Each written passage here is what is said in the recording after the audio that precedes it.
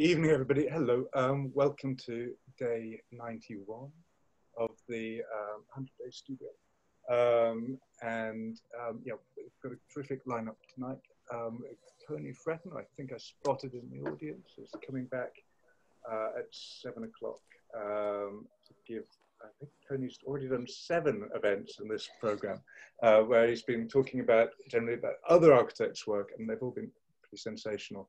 But so he's coming back for a victory lap, where we're going to be hearing, of course, about the work of his own wonderful practice. But we've got a big cast of people tonight, and I'm very pleased to see a lot of people in the audience as well. And this is really going to be quite a free-flowing conversation, but the generator of it is an essay that Andrew Clancy has published in the current issue of the Architectural Review on the subject of can architecture be critical. And so Andrew is going to give you a little précis of that argument, and then we're joined by kind of a number of friends and colleagues. We have Shumi Bose, who is a senior lecturer at Central St. Martin's, Eleanor Beaumont, who is deputy editor at the Architectural Review and commissioned the essay in the first place.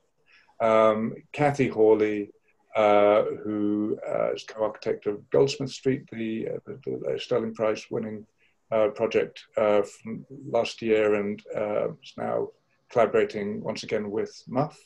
And Michael Badu, who is one of Andrew's colleagues at the University of Kingston, and kind of working with Assemble on the delivery of the fantastic gallery at Goldsmiths, which finished, I think, the year before last. So they're going to be talking variously from position of architects and educators and writers, but we're very keen that this is an open conversation. So if you have comments and you'd like to jump in at any moment, then just let me know in the chat box and I will make an intervention. But Andrew, thank you so much for setting this up. Getting a little bit of feedback. Maybe if everybody could mute themselves apart from Andrew initially. Thanks. Then Andrew, would you give us a kind of brief? I'm sure lots of people have seen the text, but perhaps you could give us a kind of précis of the argument, please. Yeah, I mean, like the first thing. Thanks everybody for coming. I mean, the first thing is I think this is a process, and I think it's one of those things where things are bubbling along, and then somebody asks you to do something, which sort of galvanizes things, and so that's how the essay happened. I mean, I would never have set out to write this essay myself. It's not the sort of thing I would have imagined. Indeed, when I left college, I sort of rejected practitioners who wrote as being dangerous, actually, because you can trick yourself into thinking things. So with that health warning, the essay is kind of offered a bit like, I think there's a health warning by Summerson, isn't it? That an essay is an attempt. And so that essay is definitely an attempt. And it's not anything definitive. In fact, it treads grounds that I think a lot of architects have kind of tread actually throughout history. And effectively, what it is when somebody asks you to write about the nature of critical practice, it's intriguing because it's a word that comes up continually. I mean, we've used it about our own practice. A lot of other colleagues have used it about theirs. I understand the shape of what it means, but I didn't really understand what it precisely meant to me. And so the reason I decided to take up the offer was to figure that out. And I guess the reason the word is attractive is it has this multiple meaning that a lot of English words do. Critical implies important, right? And then it also implies questioning, or not being solely a service industry, or not being solely a recipient of the kind of established norms, but having some other agenda, something meaningful that might question those things and might indeed be positive in that questioning. And then it has this other meaning, which Turing adapted, which was criticality, as in the critical pile in the nuclear reactor, in terms of a profusion of ideas, that there's the type of practice that therefore might produce ideas for others to feed off, as opposed to it being something closed. And so I wrote the essay sort of weaving between those three words, and I guess in the shape of a problem that I think a lot of us feel, which is really well described by Ignacio de Sola Morales, which basically, in today's pluralistic society, where there is no governing doctrine or manifesto, where everybody has to kind of posit, as he says, both the step and its grounding. So we have to figure out what it is we do, why we do it recurrently. And to some extent, therefore, like anything that any of us do, really, it's a sort of autobiographical process. So any valency it has is by empathy, right? So I guess one of the things that we found very interesting about our practice and about the practices of many people that we saw was that peripherality and marginality were really useful things. And I don't mean that necessarily that one is peripheral or ignored or any of those things, but that architecture, particularly for those in my generation, I'm 42 and younger, is necessarily a general practice. You don't get the big art galleries to do, you don't get bombastic urban blocks. Social housing is closed and pretty much, certainly in Ireland, it's corporate firms that do it. Nothing wrong with that. But as a practitioner, you sort of have to eke it out through activism and by trying to find your way. And I guess the world impresses on yourself to a huge degree, right? So you're in quite unusual situations. You're either doing an extension in the back garden or a small piece of public work with no budget. Building regulations really force themselves in on you. Planning law does. Your client is such a huge part of it because, one, you're desperate to keep the work, but also you're trained to have an empathetic relationship with them. And then the maker is so critical, and you're so distant from that in some senses, and their knowledge really shapes it. And so effectively, the essay is me trying to go through previous definitions of criticality by Frampton and Hayes in particular, and also by Irene Scalbert, and basically posit something for today, which is sort of grounded in an observation I found in an essay by Bruno Latour. And what Latour basically says is that he sort of tracks that arc, I guess. He kind of says that in the early 20th century, positivism, a belief in kind of holistic, consistent progress, projected modernity forward, for better or worse.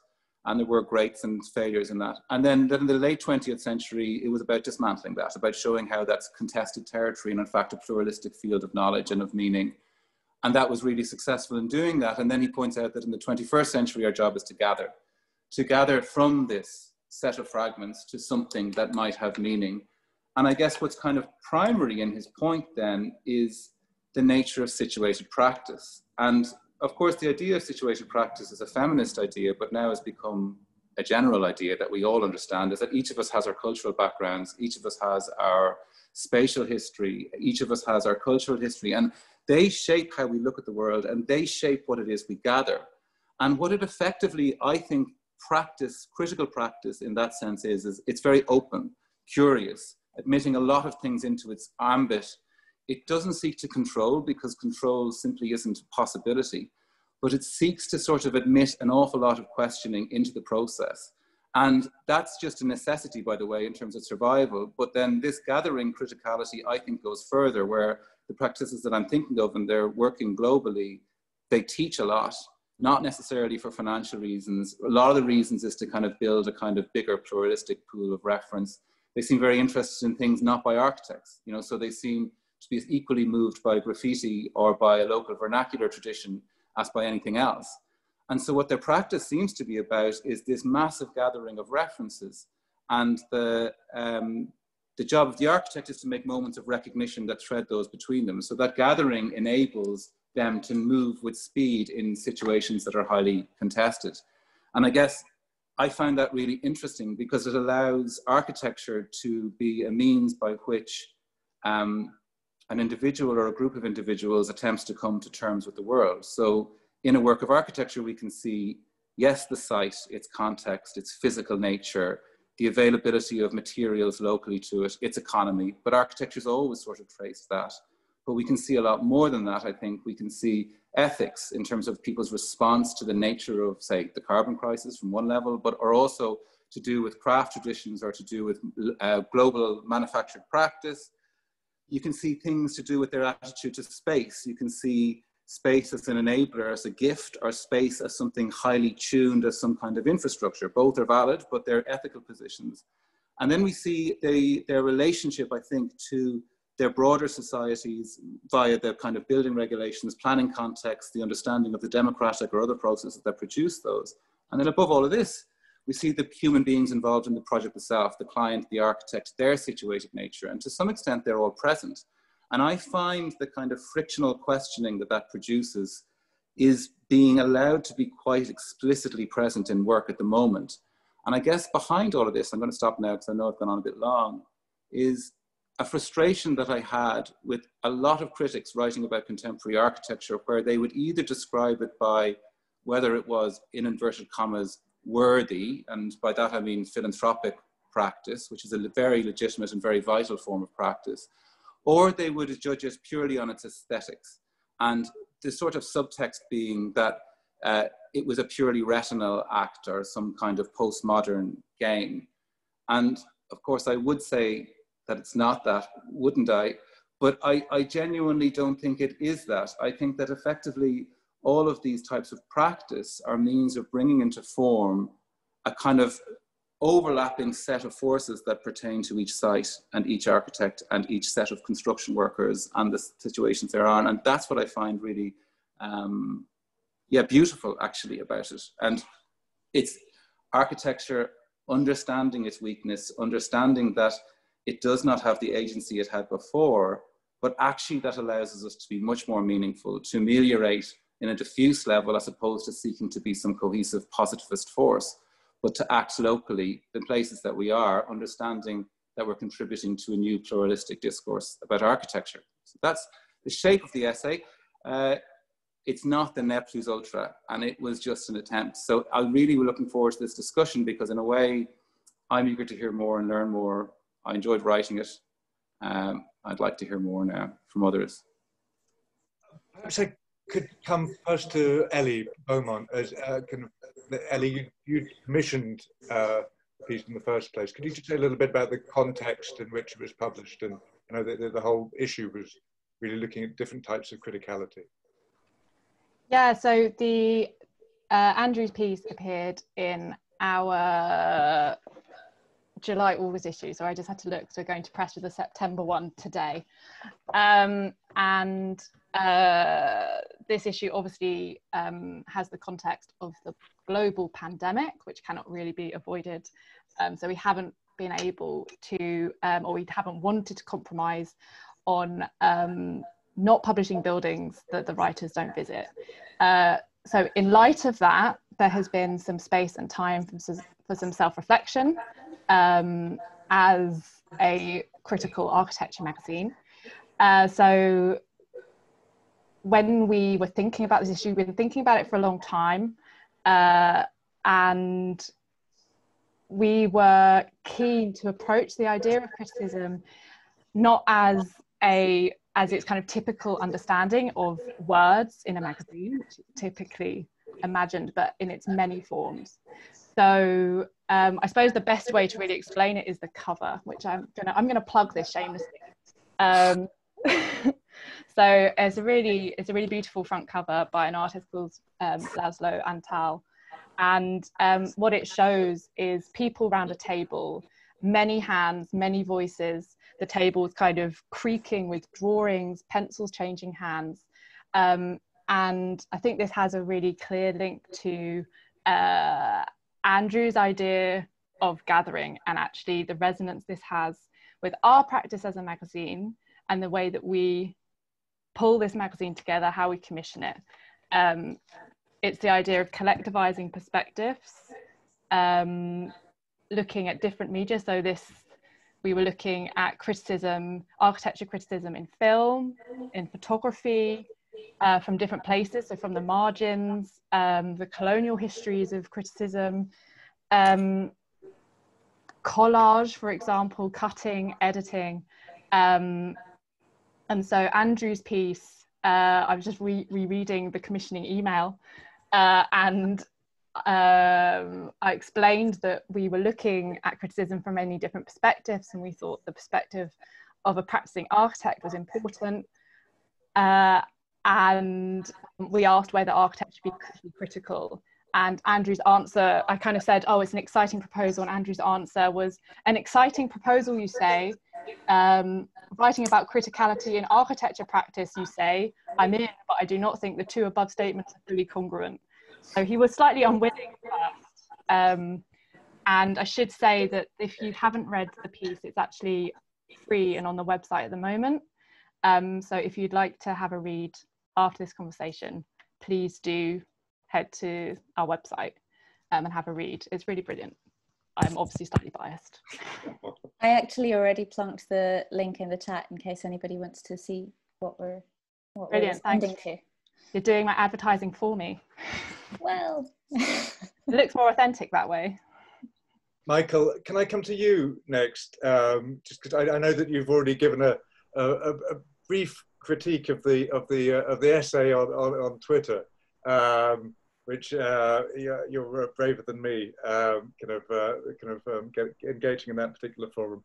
But I mean, I'm sort of intrigued by.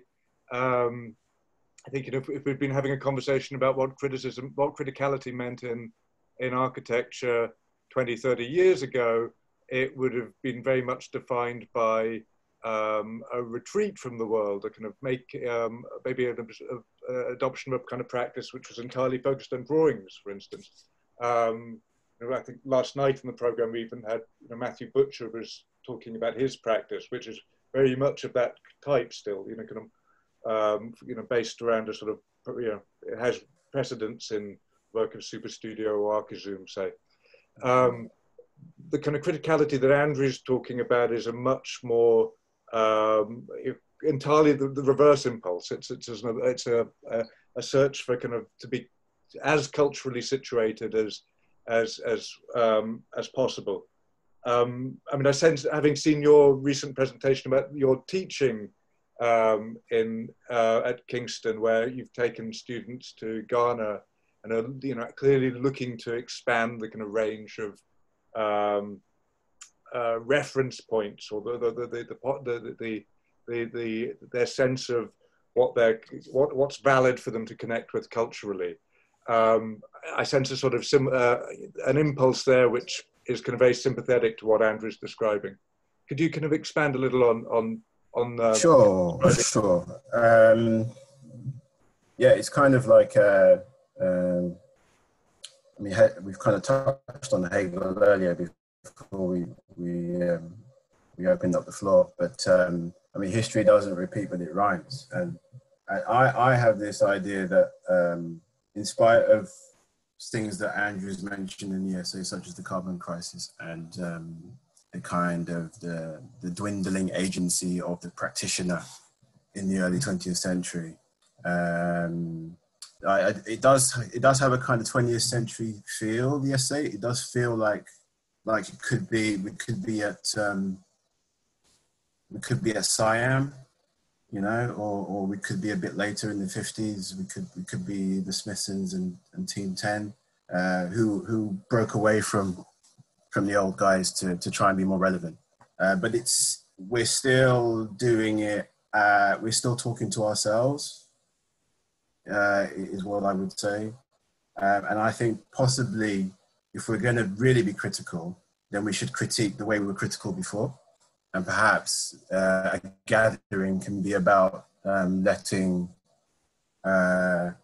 voices into the tent who are not enthusiastic about architecture as we currently understand it, who are not architects, who are not architectural publishers, who are not theorists, not necessarily clients, but people who the rest of the world for whom we were supposed to be relevant in the avant-garde years. That was the idea of the avant-garde, is that we're supposed to be doing housing for the masses, and even that word, the masses, is a problematic word. It's kind of based in this idea that, as I was saying before, we kind of opened up the floor, that it's a phenomenological idea to do with the transcendental ego, and to do with this idea that we look at the world as objects, not subjects, as practitioners and theorists, so that we don't see them as having their own agency immediately. And going back to our presentation, which you brought up, Ellis, the very first slide was Le Corbusier's Pessac housing, and how the peasants had kind of completely fucked it up, basically. So that's kind of what interests me. And I kind of had this idea reading the essay as well. I kind of thought about, I think it was really brilliant use of the Columbia shuttle, because it kind of brings in this question about positivism, because there's nothing more positivist, is there, than flying off to the moon. And what I wrote on Twitter was kind of quoting Marvin Gaye, where it says basically you should give that money to poor people, shouldn't go to the moon. But since then, I've kind of thought about other things, and I've kind of thought, well, Elon Musk wants to go to Mars, right? And what if all of us, all architects, theorists, enthusiasts, our clients, just went to Mars on a project to build a colony, and we were bankrolled by Elon Musk, and we could actually, I think we could actually make quite good architecture on Mars. You know, the clay is beautiful, and you know, I think we'd be quite happy. We might even get to the stage where on the shuttle, on the way there, we might, parametricists and traditionalists and postmodernists and brutalists might be at each other's throats. But when we actually got there, the kind of struggle for survival would bring us all together, and we would have the newfound kind of love and respect for each other's positions. But I think the world wouldn't miss us, really. The world would just sort of carry on, is what I imagined. Then I thought that would be a really good idea for a novel, for like Michel Houellebecq or something, like somebody like that. And then I thought that I'd better sort of copyright it. But anyway, but yeah, that's kind of where I am on it, really. Andrew, would you come back on that topic of, I guess it's about the absence of people or non-architects from the narrative you're describing. Yeah, it's a context, you know. You get asked to do something and you write into that context. It doesn't define me as a person, or the essay, but I really welcome the observations. And I think that actually, you know, I think I was unpicking some problems from my education, which really didn't set me up for the world at all. I mean, my education before my PhD. And it really sold a lot of myths about practice that were really disabling, actually. And it was effectively me trying to write to, and maybe there is a sort of a time gap in it because I was educated between 95 and 2000. But maybe it was me trying to write to that person to say that actually the world will not be yours to control, and that actually is no loss.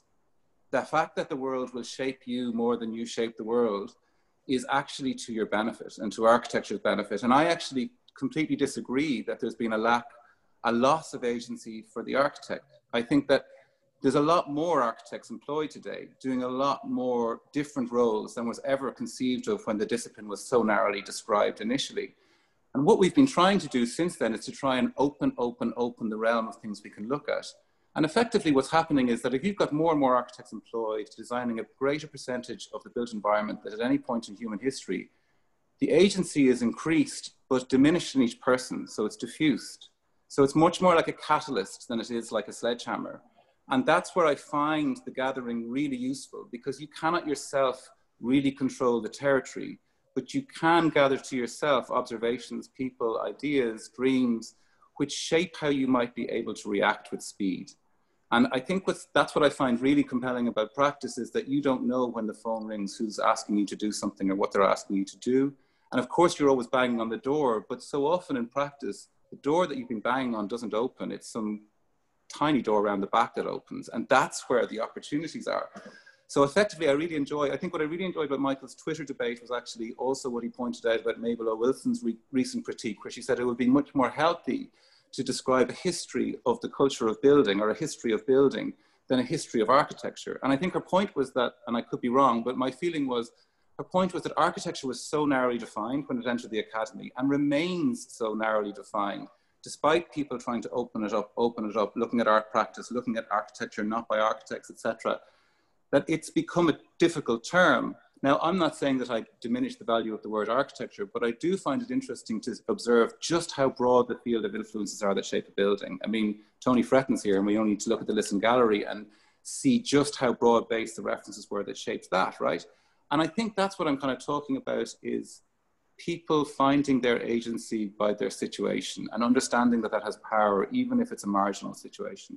So sorry, I've gone on a bit long, Alice, in answer to your question. And Shumi, could I bring you in here, please? I mean, I'm interested in your capacities of, like Andrew, you're an educator, and it does feel that there's been a significant kind of generational shift in the expectations of architecture students, maybe in the last 10, 15 years, that there's perhaps an increasing disillusion, one might say, with the way that architecture has been defined as an art of producing, built monuments, as the kind of the focus of everything we're working towards. How do you, as an educator, frame this sort of expanded cultural field? How do you expose your students to this sort of expanded cultural field that Andrew's kind of describing as being so critical now? They are exposed to it. They're in it. I suppose and we all are. And I suppose one of my roles might be encouraging them to feel that experience is valid as critical and as part of a critical practice and as part of a critical discussion, as opposed to the rather narrow and academic frameworks within which critical practice and critical thinking and critical theory has been constrained to.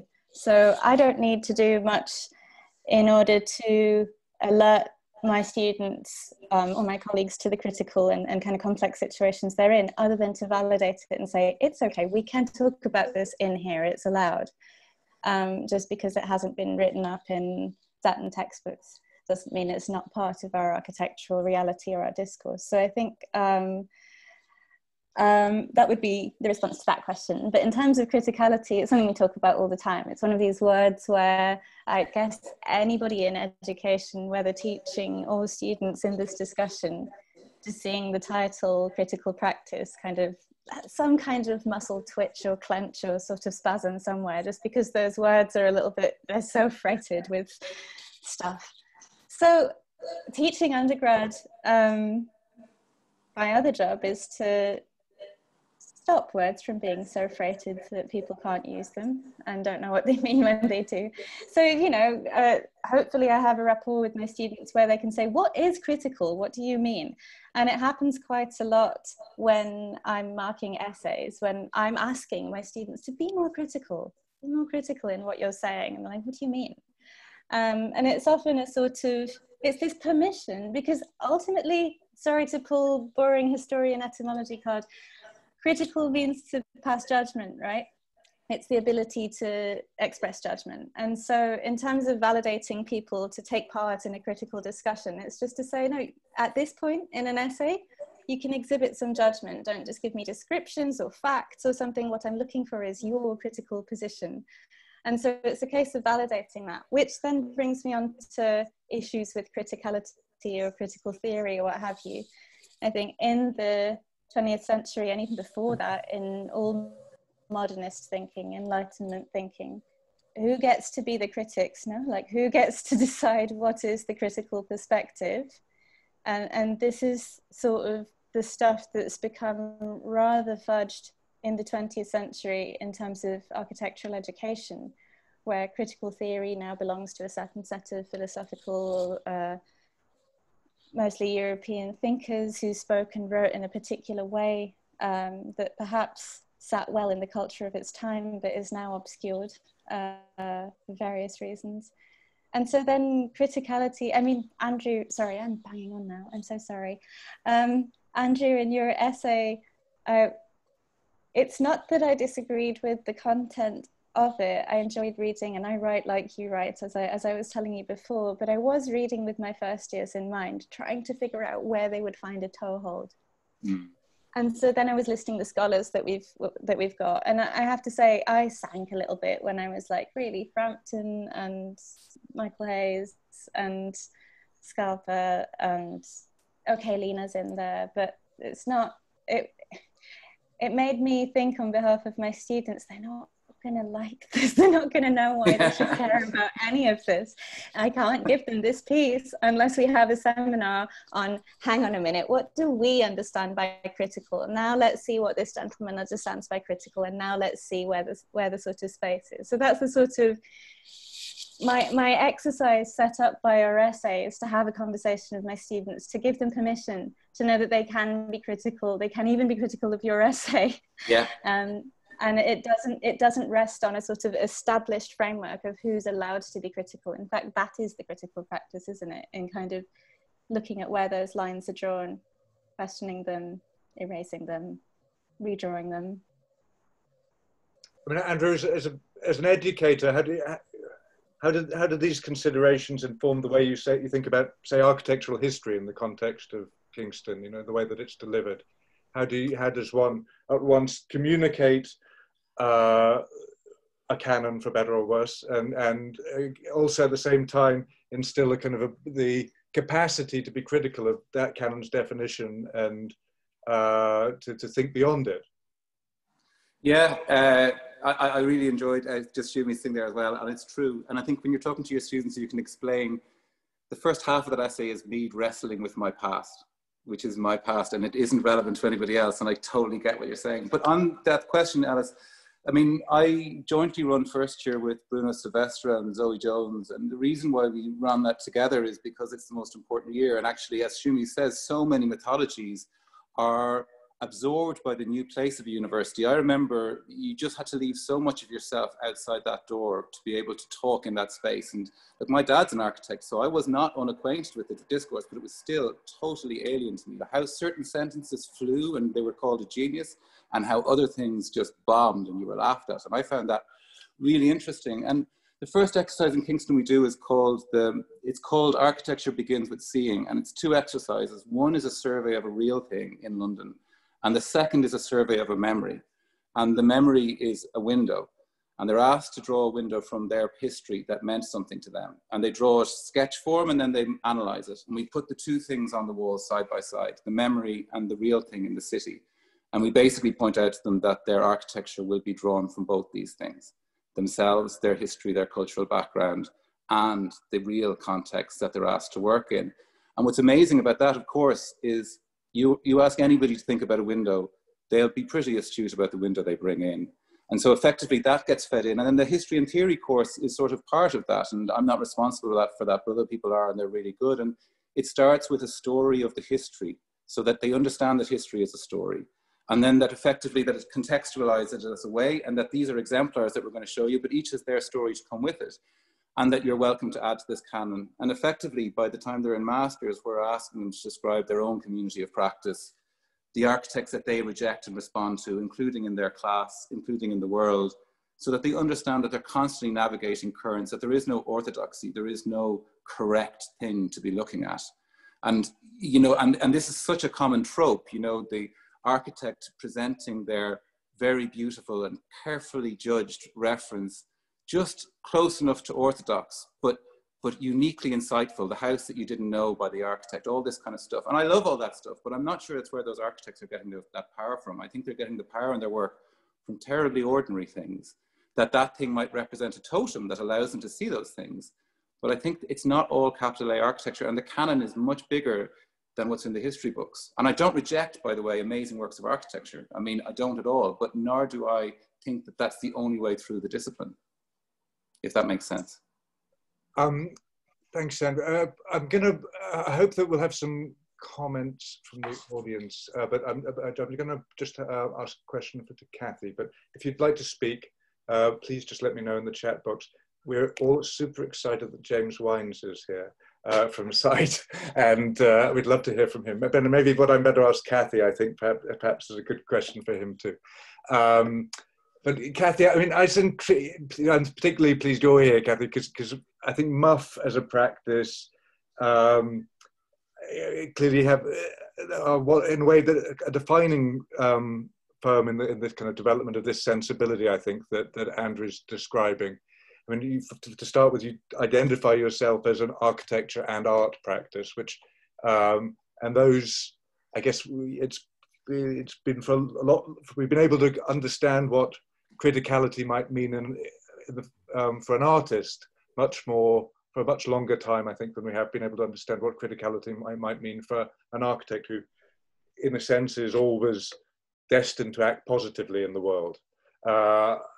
With art practice, one can establish a kind of critical distance from the world that one's kind of representing or engaging with. Kind of it's much more obvious how I think how that procedure kind of operates. could you talk a little about you know, how do you see a division between what artists do in the world and what architects do in the world? Oh, it's a very difficult one. I was just going to come back on what Shumi said slightly as well, which is part of that, an answer to that, which was question of what it means to be critical, which as not a negative, but about making choices. I'm quite interested in that for students when it comes to kind of going through your cloud of criticality or your weightlessness of things, and how you start to make judgments about what's important to you and how what you pull things out. And maybe that's a nice or a more positive version of criticality to take for a kind of straightforward description. And I think possibly when you come into the world of kind of practice, then there's it kind of hits a duty of care. So it hits a duty of care of who is the money coming from, who is it spent on, and where is the community that it kind of serves. And I think that's a kind of narrative where the kind of art and architecture question as well, it's about a kind of alchemy of making something more than the sum of its parts. And I think that's, again, going back to the idea of gathering, I think that's a very interesting question about what you take, or where the strategy is in a small detail, or vice versa. Hopefully that makes sense in terms of a kind of a method of practicing that recognizes opportunity within practice, wherever that comes from, and whatever the cultural reference that might draw on. So it's about understanding that all of these things are valid, but you still have to learn to trust your own judgments about making choices. And that's a kind of critical idea of practice. So that's going back to always, yes, a definition rather than a description of practice. But as I was saying earlier, it made me think in a way of the Royal Studio presentation the other day, when he was talking about the opportunity that they found within the lack of building regulations. And that gives you a kind of opening to make decisions within a certain framework. So the resistance of the situation gives you the critical path. Yeah. And I mean, it was, when we were talking earlier, I mean, Andrew was very clear that he was interested in when he talks about kind of making an architecture that's a gathering of contradictions and seeking a sort of cultural situation. He's interested in, it's not purely a visual set of associations that he's talking about. He's looking for a kind of broader kind of cultural situation in the world. And I think in MUFS, particularly in MUFS public spaces, like we had the presentation, fantastic one from Liza and Catherine and Shahed the other night about Al Altabi Park. This is an environment where one absolutely feels that various histories are being gathered together, and also various different human beings. That these are places of encounter between very different sorts of people who might occupy that part of London. I mean, for me, that feels really begins to kind of be a kind of embodiment of the kind of values that I think Andrew's describing. Yes, I think it's about, I mean, for me, it's about recognizing opportunity as a critical practice. So it's about how you, but also recognizing difference as a way of making things that are more than the sum of their parts. Whether that's history, but it comes through from brief writing to kind of aftercare as well, as a way of thinking about how, where the duty of care is as you go through the process of making work. But also where the opportunity is, because the opportunity is after as well as before the making of an object or a piece of architecture, I believe. Andrew, do you want to come back on that? Yeah, I think well, Muff were on this territory a long time before most of us, right? And I think there's just a really interesting kind of analogy in art practice, which was a dead end for architecture as well, which was the critical position of autonomy, right, as being art practice, I'm not talking about MUF here, but before socially engaged art practice really came to the fore, autonomy was its way to avoid being entertainment. And for a time, architecture, after the breakdown of the big kind of movements, sought autonomy as the way through it. And I think what's really interesting about MUF's example and other examples, a lot of them actually UK based initially, was the way that they could play actually with ideas that emerged from autonomous architectural practice, as well as socially engaged real issues to do with neglected aspects of sites, briefs and places, and find something meaningful in that. And what I found kind of liberating about that as somebody coming to it first, which was very late in my college education, was just how good the work was and how good the conversation about the work was. And until that point, I think it had been something where people could talk amazingly about something, but you looked at the work and you sort of found issues with it. But what they showed was an example where actually there is places where art and architecture in those terms is extremely close. And it's where meaning can accrete in one discipline and migrate swiftly from one to the other.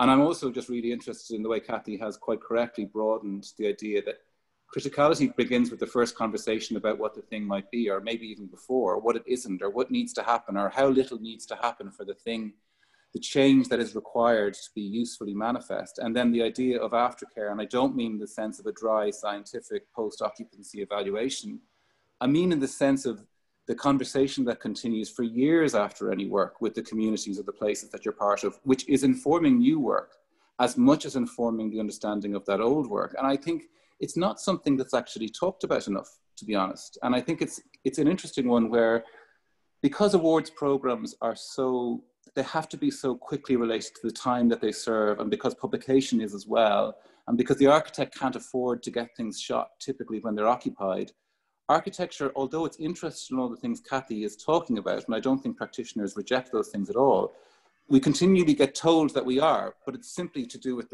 how the world actually works. And I do think that space for writing, or space for consideration of those aspects of a building, is really important for students to be exposed to, or for thinking about those things. Sorry, I've gone on too long, as usual. Ellie, could I bring you back in?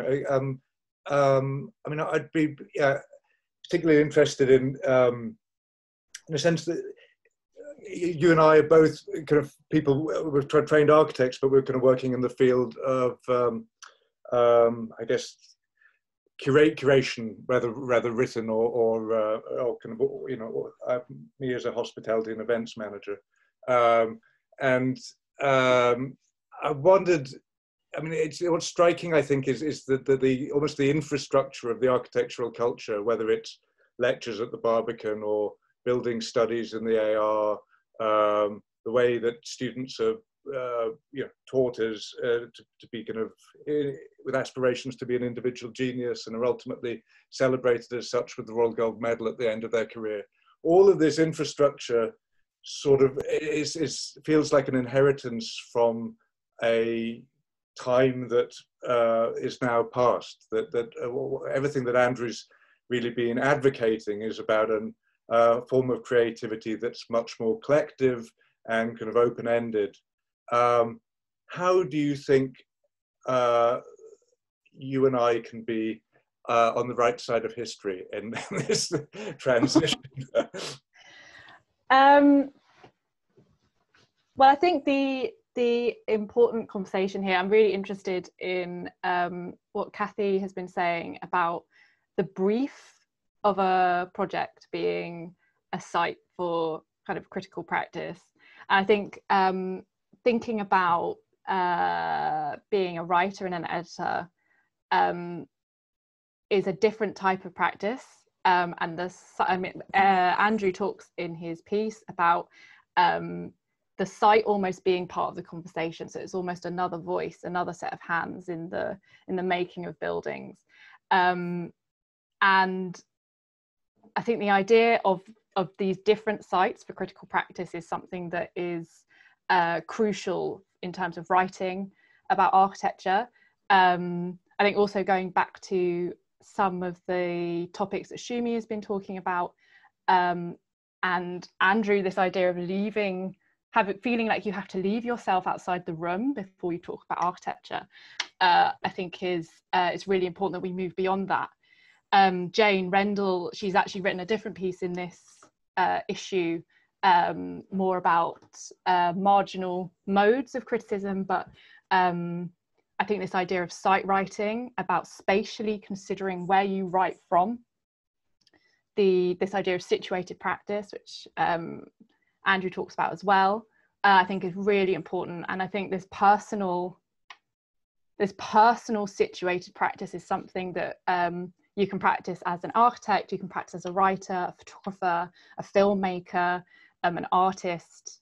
And I think locating yourself in that space and considering, even, I mean, we've been talking recently in our team about the agenda for a meeting being the site of a critical practice. We don't usually write agendas for meetings, and we've started doing it recently, and started talking about even an agenda having being some sort of critical space. So I think that in that way, you're constantly being critical of criticism, which Michael was talking about.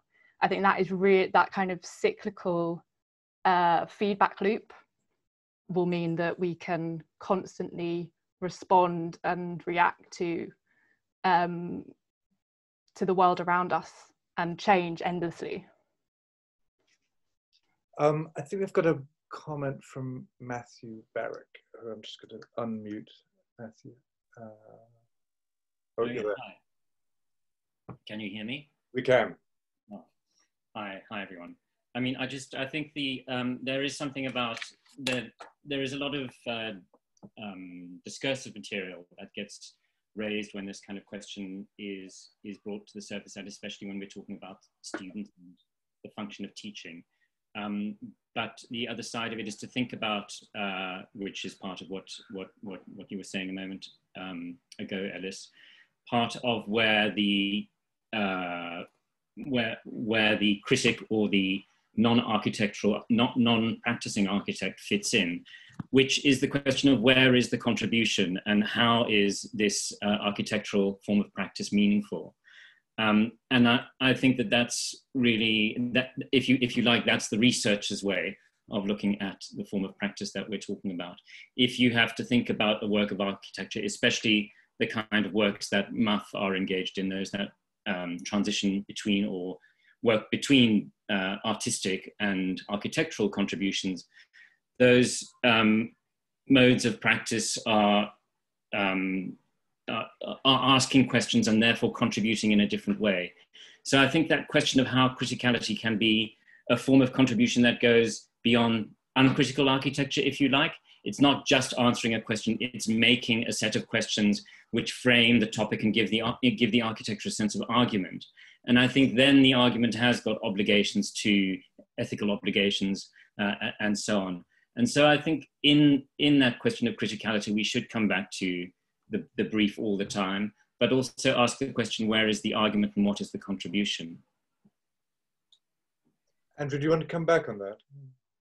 Yeah, I mean, it's why I actually opened the essay with a description that for a practitioner to write about this is risky.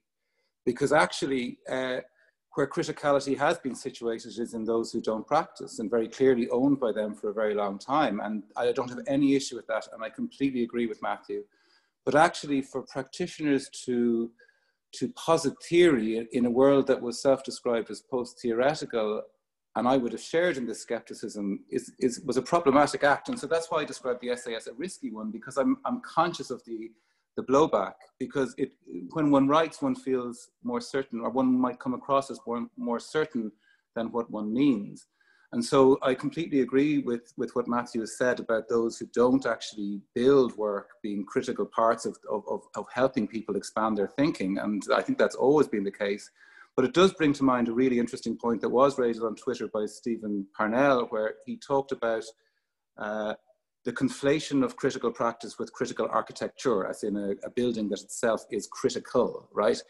Which I'm not really sure is possible. And it kind of, he brought up as an example, say, Peter Eisenman, saying that, you know, the non-built work is very critical and very useful, and it's probably true, and we kind of draw from that.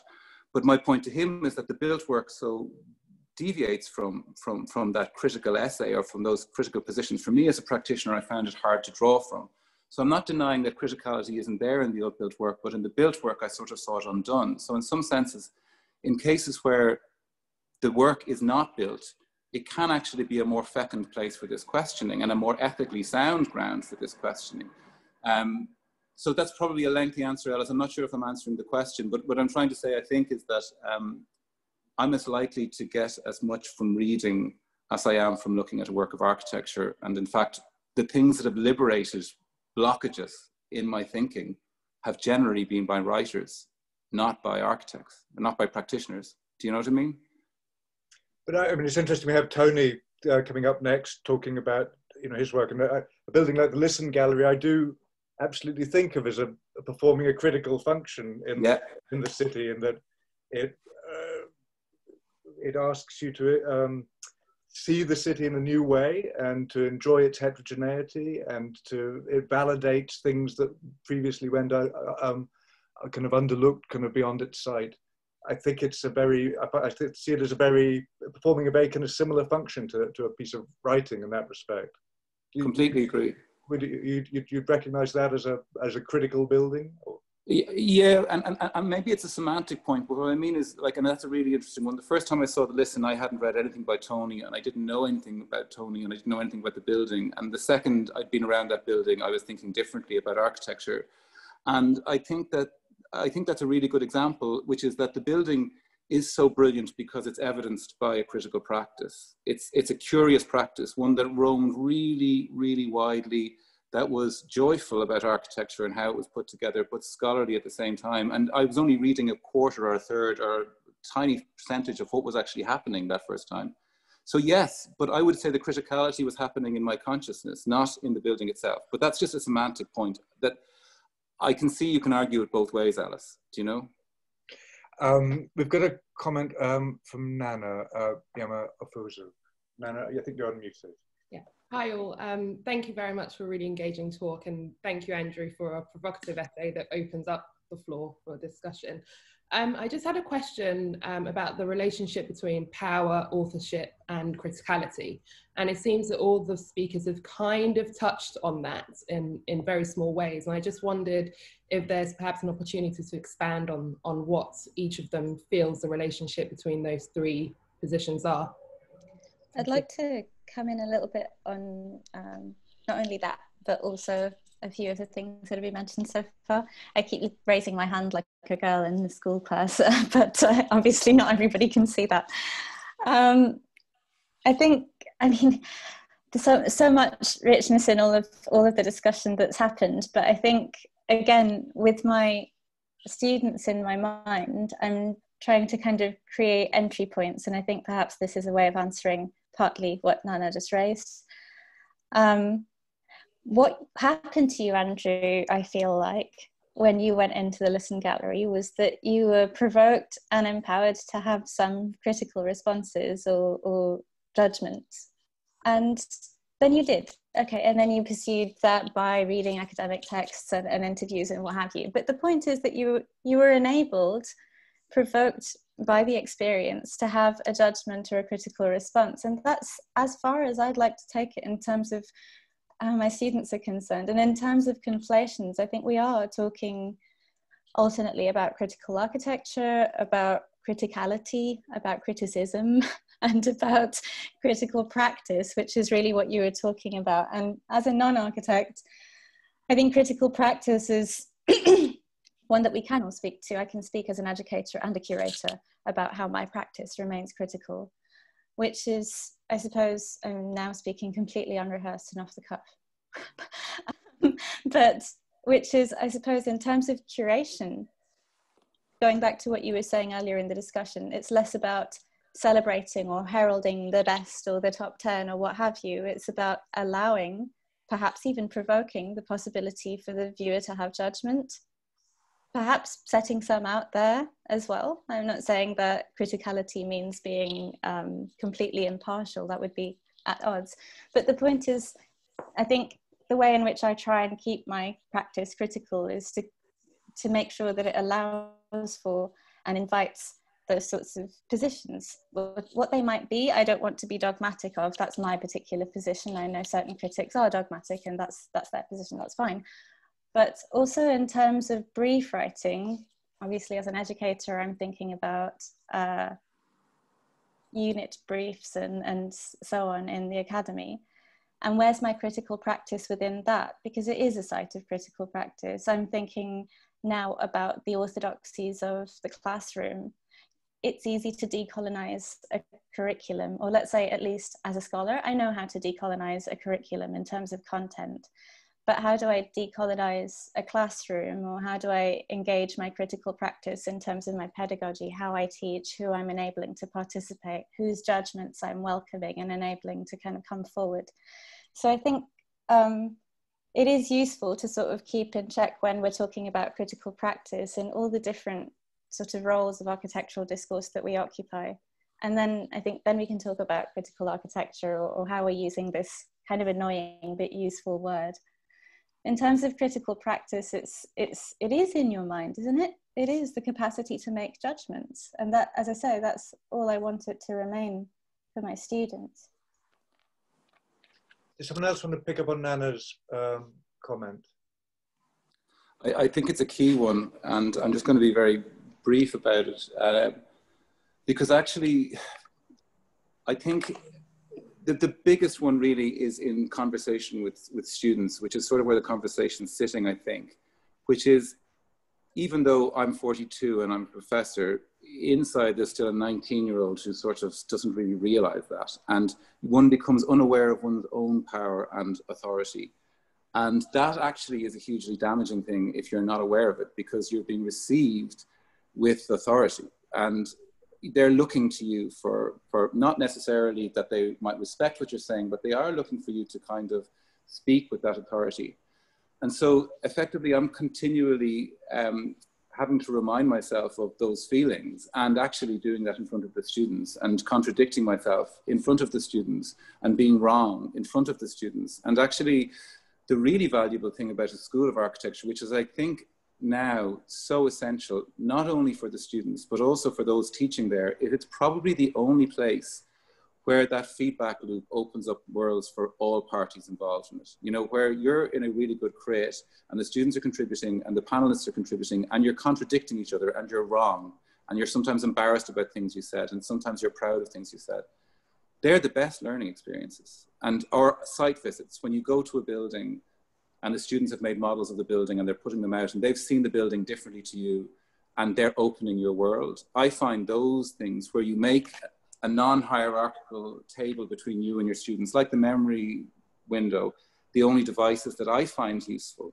They're clumsy devices. And I'd like to hear others before we get to Tony, because I know Tony wants to speak, but I'm just interested in Cathy and Michael, as educators also, maybe, because Cathy, I know you did a lot of work on this when you were teaching students in Kingston.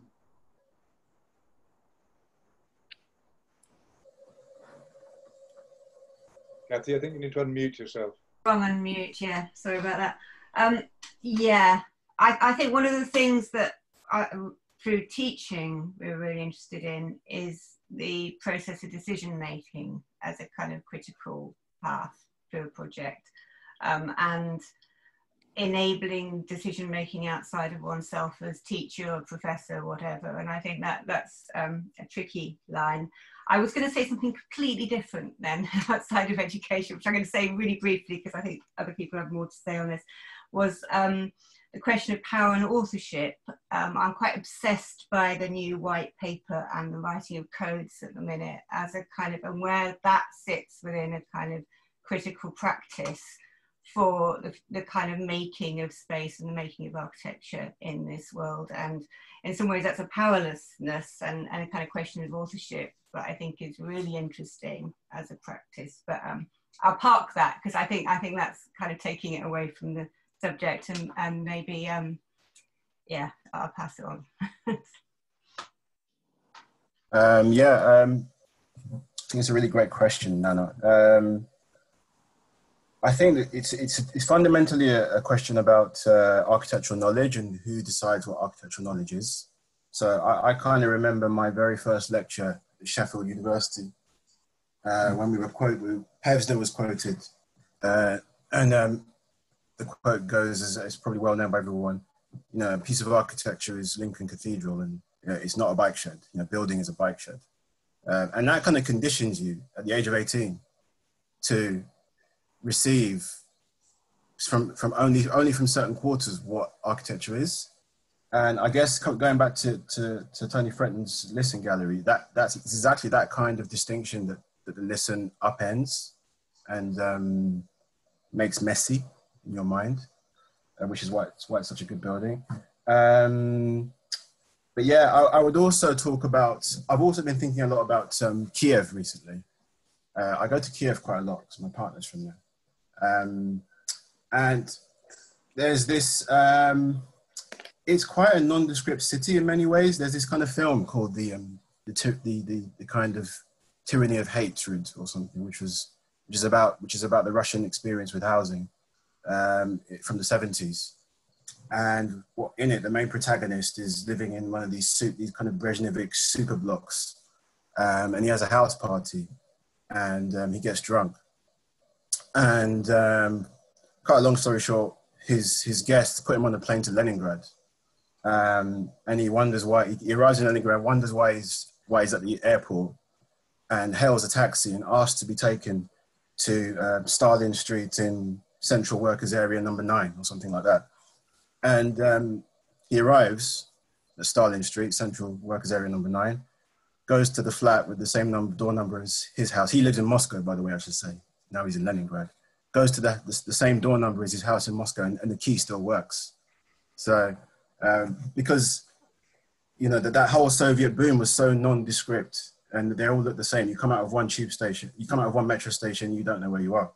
That's one side of it, and the people there would say that, would point to that deficiency in their built environment. But when I was there, coming from this place, I really sort of taken by the experience. You arrive at a housing block in a minibus, which is, in Ghana, we call them a trotro. I mean, they must come from the Soviet Union, the ones in Ghana, because they're the same kind of little yellow minibus, right? And then you turn around, you go through a little shopping area, which is called a mikrorayon. Is there any Russian speakers listening? I apologize for my pronunciation. And then you pass a kindergarten, you pass a park, which is overlooked by the flats, and then you've passed like several thresholds. And this is coming from a really main road, from a really busy dual carriageway, and you've forgotten about it by this time. And you get in a generous kind of stairwell with a lift, which doesn't smell of piss, and you get to your flat, which usually they've got these kind of nice leather front doors, and there's a little hall, another little hallway before you get into your flat. Now that whole system, that whole sequence is possible in the former Soviet Union, not because of communism, like lots of brutalists would say, but because of a kind of idea they have about living, which I guess, if I'm pronouncing it wrong, it's called bit. It translates as being. And it's basically a social contract between people and the architects team, which, I mean, in the Soviet Union, they were called all anonymous, right? Because it's the Soviet Union, so you don't know who these people are. But the point is that those intellectuals, the architects who were designing this stuff, they had to kind of bow down to this concept of bit. They had to be kind of in hoc to the people. I know it's a loaded term, but the individual mattered. So you get this kind of narrative with, from Khrushchev through to Brezhnev, which is the big housing boom, where kind of housewives are determining room layouts. Now that's just because that concept of bit existed long before communism. It was in 19th century Soviet culture. The closest thing we've had to that in this country is probably the 50s LCC years. But even then we were kind of imposing stuff on people. So I kind of think that this idea about power, it's kind of further upstream than our territory. There's kind of a cultural conditioning. So, I mean, that's what I've just described what happens in the former Soviet Union. But here we live in a country where, you know, 3 people own London, you know, the Duke of Westminster and a couple of other people. And people from Eastern Europe, when they come here, they don't understand that at all. They don't understand this class system. So it's whether the soil that we have here could even something like that I've just described in the former Soviet Union could even take root here. And if it's going to ever take root, we need to join hands with, I mean, this is where, going back to the gathering, we need to join hands with people who are not typically architects. And I think what it comes down to for us really as architects is we need to be prepared to have our aesthetic fetishes compromised, because, you know, the housing in the former Soviet Union is really ugly, but it works really, really well. So thanks, Michael. That's what I would say about that. We have. I'm going to bring in Tony Fretton, who is obviously speaking next. We could just run on the whole program. Tony, can you unmute yourself? Michael, I love you, but you really should be more compact. You know, look, a number of things to say. First of all, criticism, in my view, is about interrogating the ethics and intentionality in a piece of architecture, so that architects can perhaps recuperate or change positions where they might be exercising power or discrimination. It also has another role, which is it places architecture and culture in the discussion of culture. And another role as well, which is that it allows an architectural sensibility to come into the discussion of culture. But one thing that I find difficult in this conversation is the recessiveness of each of the speakers. In the end, as a critic, you have to produce knowledge which has firmness, and you have to back it, and you have to stand with it. And when I did the listen, I wasn't sure what I was doing, but I worked by instinct, and I insisted that I did what I did, and the result has turned out to have value for people. And that really should be the guiding principle for your generation. There's a real and painful sense of disempowerment, which shocks me and saddens me, because as a generation, you're more thoughtful than my generation, you know, when I was growing up. But you may not have the levers of power in your hands, but you do have minds, and you can commit yourselves to statements, and you can put them out there as useful to architects. You know, if you want to make a contribution to architecture, what you write should have some coherence to architecture. And that's what made somebody like Alan Colquhoun so great, that in the end, as a practitioner, you would read it and be very, very widely informed by it, deeply informed by it. And yet it was written from a mindset that you yourself didn't possess as a practitioner, but to which you were susceptible. So my plea to you in your generation is to step up and say what you have to say and back it. Don't be afraid to put forward your positions. That's in fact all you can and should be doing. Andrew, I'm going to give the last word to you. Well, I mean, I think Tony really puts his finger on it, which is that maybe the discussion has become about recessiveness, or about trying to understand criticality in that context because of the nature of the discussion, and conversations gather their own impetus. But I think there's valuable things picked up in that. And I think that the difference is, though, one of the openness of the worlds that we navigate, right? And there is a big difference between, say, my generation and Tony's generation. And the differences are several. The first is that ours is a practice that was really only made significant because people in England saw it. I mean, people in Ireland weren't that interested. Critical voices, educators, academics weren't interested. So and I think this is very common, you know, that architecture walks around and finds its valency now, not always local to where it is, and it gets its validation in places that aren't usual. And the other thing about it is that a lot of the systems which pertain to how architects get work are incredibly opaque and very closed now. So effectively, the feeling of disempowerment is very real, but it doesn't mean, and it shouldn't be confused for pessimism or disenfranchisement. It is the waters that we drink, and it is the waters that we swim in. But actually, I think that being that close and being forced into situations that are that marginal has actually forced, well, certainly us and a lot of the people that I talk to make discoveries in practice which have been hugely transformative of how we think, and that's enabled us to act differently. So I'm going to close with one small example, which is that this idea of gathering, which I didn't have a name for until I read it in an essay by Bruno Latour, who himself had discovered it somewhere else, put a name on something that we've been doing for a while. And it was, what we've been trying to do was just hang on to the jobs that we were doing and make work that was meaningful to us. And we found that as soon as we stopped resisting, as soon as we started admitting forces into it and trusting our ability to navigate those to make meaningful work, that good work would come out in the end. And it took a lot of time for us to realize that. But that was the technique that allows us to design a 3-hectare internal area water treatment plant, a huge piece of state infrastructure. That was the means by which we've now started to talk about some of the social concerns that we're involved in and other things. So being not important does not mean not having power. It just means you need to find different waters to swim in. And actually, I think that what Cathy's conversation pointed at is how they navigated that and how they continue to be restlessly navigating that. And actually, Tony, the group that you're part of did it too. At a time that you weren't important and weren't known, a group of people in London came together and made very meaningful work, which changed the world, actually, if we're honest about it.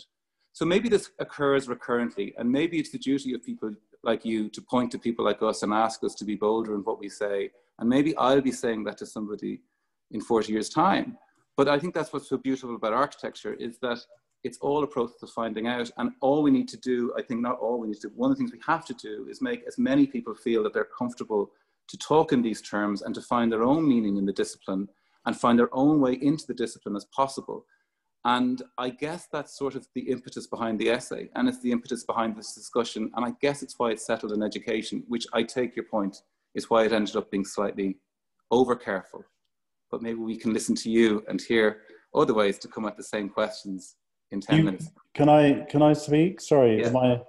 Look, Andrew, you've done a huge amount in terms of advancing thoughtful architecture by becoming a professor. You know, you've done what people in difficult situations do.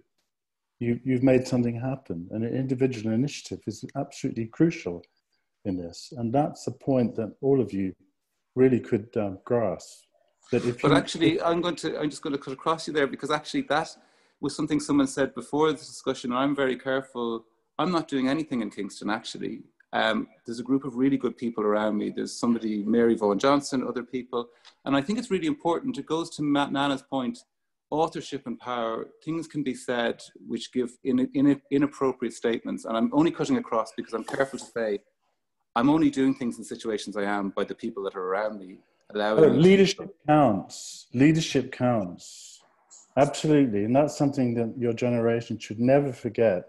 You can be a leader and be compassionate and thoughtful. You can have other people give space to other people. But leadership, grasping a situation, is absolutely crucial to any kind of progress. I agree, but you don't lead by being in front. You lead by being in the pack. Of course, I understood that. You're That's part of what a group. I did at Delft. You know, it was, I listened, and then when people couldn't decide what they were going to do, I'd say, we'll do this. You know, I mean, there are different styles of leadership, and there's leadership for today, which is compassionate and listening, but you need definition. All of you with critical positions need definition. You need to grasp what your view is and be unafraid to state it, and state it well, pungently, so it actually means something. Can I just say something very, very quickly, which I think was said in the kind of conversation before this, but I think it is really important not to confuse what kind of Andrew talks about as this like diffuse kind of constellation of ideas, this gathering of ideas that perhaps appears less potent with impotence. Because I think actually a constellation of many voices, as Andrew says, is almost, I hope, more powerful than a singular one. No, I agree. I agree very, very strongly with that. But it's not enough to be diffident about the outcome. You need to state your cases and agree common policies. It does require that. Otherwise, it's just a conversation that stays within your group. So I'm completely, totally against starship and leadership. But you need to manage that situation for it to be productive, which you probably are. I'm going to demonstrate some decisive leadership and draw this wonderful conversation to a close so that Tony can do his push-ups or whatever he needs to do before reappearing at 7 o'clock. Oh, thank you so much, everyone. For me, the standout presentations in this whole series of 100-Day Studio tended to be conversations, rather kind of free-flowing kind, rather than conventional lectures, perhaps. And just this format lends itself to this in a wonderful way. And I think tonight was an absolute demonstration of that.